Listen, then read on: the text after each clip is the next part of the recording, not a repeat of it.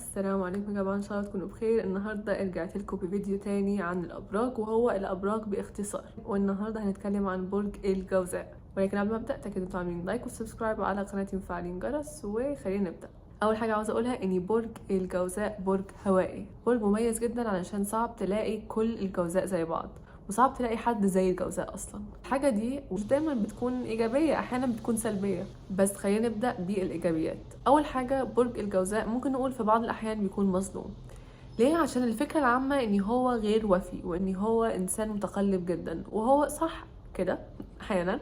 بس الجوزاء من كتر ما هو ذكي ومن كتر ما هو سريع البديهه، الناس بتاخد عنه انطباع ان هو مش مستقر، مع العلم ان الجوزاء لو حب بجد واخلص بجد وفي جدا، ومش بيبص لاي حاجه تاني ولا في اي حاجه تانية. وممكن نقول ان الست اوفى من الراجل الجوزاء، عشان الراجل بيحب دايما المدح، مش بس على شكله، بيحب المدح حتى على طريقه تفكيره، عشان الجوزاء من اذكى الابراج حرفيا، وبرده من اكتر الابراج اللي بتخفف دم وبتعرف ازاي تضحك الناس لو واثقه بالشخص اللي قدامها. مش اي حد كده يشوفه كده في الشارع يقوموا مازحين معاه، لا مش كده. الجوزاء لازم يكون واثق بالشخص اللي قدامه، مرتاح مع الشخص عشان يكون كده.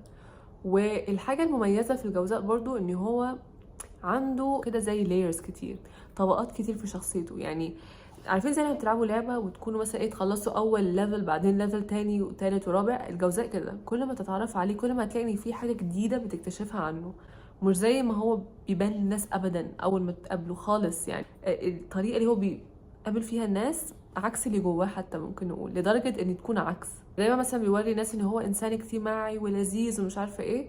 هو الجوزاء من جوه على فكره بيحتاج وقت لنفسه، او بيحتاج ان هو يفصل. ليه؟ علشان دماغه مش بترتاح ومش بتنام. الجوزاء من اكتر الابراج اللي دماغها مش بتوقف خالص، عشان كده دايما بتلاقي ان في 100,000 حاجه بتاخد تركيزهم، عشان دماغهم شغاله، فعاوزين كده حاجه يركزوا فيها. الجوزاء برضو عنده نقطه ان هو يعرف، يعني مثلا انا دلوقتي نعتبر ان انا جوزاء، ماشي انا مش جوزاء، بس انا دلوقتي جوزاء ورحت اتعلم مهنه حرفه من حد، تمام، اتعلمت ازاي اعمل الخاتم ده. جوزاء عنده القدره اللي زي ما بيقولوا التلميذ تفوق على المعلم. جوزاء كده بياخد حركاتك، بياخد طريقة شرحك، بياخد المعلومات اللي بتقولها ويجمعها كده في دماغه بطريقة ان هو ممكن يبقى احسن منك. الجوزاء من الناس اللي بتعرف ازاي لو حبت هي، يعني لو حطت في دماغها، بتعرف ازاي تنجح في حاجة اكتر مما الناس متوقعة، يعني بتعرف تنجح وبالزيادة كمان. ليه؟ علشان دماغهم زي ما قلت شغالة ومش بتوقف. بس المشكلة فين بقى؟ المشكلة اني علشان الجوزاء دماغه في 1000 مكان، صعب ان هو يفضل مركز معاك فترة طويلة. يعني لو انت بتتكلم معاه عن حاجة مهمة او اساسية في الحياة، هتلاقي تركيزه مش كتير معاك، او حتى ممكن تلاقيه بيقولك طب انا نسيت.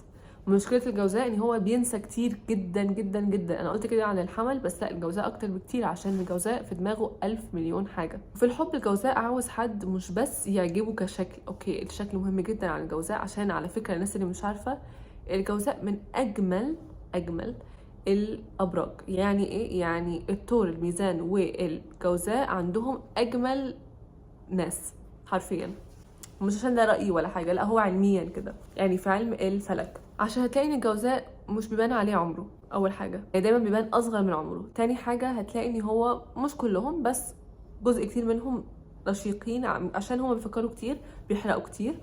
هتلاقي في منهم كتير شكلهم مميز، وهتلاقي ان هم كلهم عندهم حاجة في عينيهم، لمعة كده مميزة جدا. دي لمعة انا بشوف ان هي خاصة جدا بالجوزاء، وكلهم عندهم اللمعة دي، لمعة الذكاء، اللي هو انا ببصلك بس انا ذكية على فكرة، يعني انا عيني بتلمع عشان انا مركزة معاكي. عندهم النقطة دي كلهم. وفي حاجة تعبتهم قوي او اخدت من وقتهم قوي، او حسوا ان هي عمالة تضغط عليهم، علشان هما مش بيعرفوا ازاي يعني يحطوا كل تركيزهم في حاجة واحدة.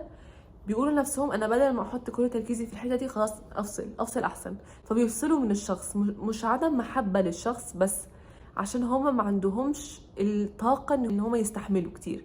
يعني لو انت مثلا انسان بتحب المشاكل، او انت انسان بتتخانق كتير وحساس زياده عن اللزوم، ما تاخدش جوزاء، عشان مش هيفهم عليك، هيحس ان ايه الافوار اللي انت بتعملها دي. عشان الجوزاء مش بيحب كده. الجوزاء بيحب خصوصا في الحب لما يكون مع انسان، يكون معاه عشان يخفف عن نفسه، مش عشان يتعب نفسه او يزود همومه. والجوزاء على فكره معطاء جدا في العلاقات، لما بيحب الشخص بيدي كتير كتير جدا. بس عشان الجوزاء، ودي حاجه حقيقه مش هنقدر ننكرها خالص، ان هو متقلب. فممكن هو في ساعة، في لحظة يديك كل حاجة عنده، في لحظة بس تعمل معاه خطأ واحد ياخد كل حاجة منك. جوزاء كده، يعني جوزاء دايما عنده ايد، يعني ايده دايما في كل حاجة بيعملها في حياته، يعني صعب تلاقي حاجة فلتة من ايده، مسيطر على كل حاجة.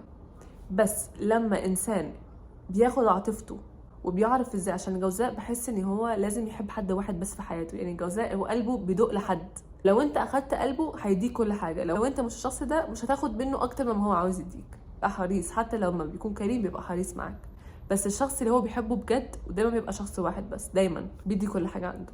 بحس ان معظم الجوزاء نقطه ضعفهم عيالهم، وعايزه اقول برضو ان كلهم عندهم ستايل بجد يونيك جدا وجميل جدا، وبيعرفوا ازاي يلبسوا بطريقه، يعني انا بشوف الجوزاء من اكثر الناس اللي بتلبس طريقه يونيك وسبيشال ويونيك، يعني فريد من نوعه كده، مش زي الناس التانية، مش شبه حد، بيعرف ازاي يظهر نفسه بطريقه صح.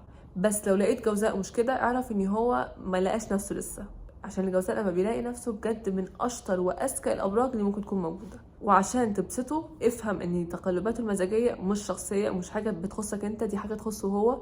وافهم ان هو عنده عاطفه كتير جدا، بس من كتر ما بيفكر ومن كتر ما بياكل هم الموضوع ده طاغي على قدرته ان هو يحس بحاجه. يعني الجوزاء ممكن يكون متضايق قوي في اللحظه، بس هو من كتر ما متضايق بدل ما يحس ان هو متضايق بيفكر طب انا ليه متضايق، اعمل ايه عشان ما بقاش متضايق، فالاحساس بيضيع مع الافكار. مش عارفه لو عرفت اوضح الموضوع. ولو عاوز تضايق الجوزاء حسسه انه افكاره مش مهمه، حسسه ان انت مش مهتم ومش مركز معاه، اطلب منه الاستقرار اول ما تشوفه. الجوزاء مش بحب كده خالص، يعني اديه مساحته، اديه حريته، زي القوس والحمل، لازم تديه حريته ومساحته والا هتخسره. بس الاحلى حاجه في الجوزاء ان انت قد ما بعدت وسبته لا هو ممكن يرجع تاني في اي لحظه يعني بيروح وبيجي كده. ممكن تقعد مثلا مع جوزاء 10 سنين وهو تلاقيه ايه، مثلا 5 منهم مش ما كنتش بتكلمه و5 كنت بتكلمه كده، يعني on and off زي ما بيقولوا.